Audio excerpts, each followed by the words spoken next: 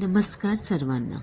आज आमच्या किचन गार्डनमधल्या या नाना प्रकारच्या वेली पहा आणि या वेगवेगळ्या वेलींना बहरलेल्या अशा वेगवेगळ्या शेंगा, कुठे कुलतीच्या शेंगा, कुठे दूध मोगऱ्याच्या, कुठे वाल, अशा अनेक प्रकारच्या वेली शेंगांनी बहरलेल्या आहेत आणि वेली पण सुंदर अशा हिरव्यागार झालेल्या आहेत आणि त्याला लागलेल्या शेंगा पण मस्त अशा बहरलेल्या आहेत।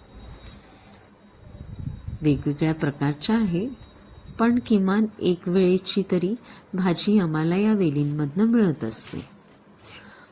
फक्त जर कधी चुकून माकड वगैरे आले तर ते ह्या सगळ्या वेलींना उद्ध्वस्त करतात, पण जर व्यवस्थित राहिल्या तर एवढ्या तरी शेंगा किमान आम्हाला हप्त्यातनं 2-3 वेळा मिळतात आणि छान अशा किचन गार्डनच्या शेंगांची भाजी आम्ही बनवतो।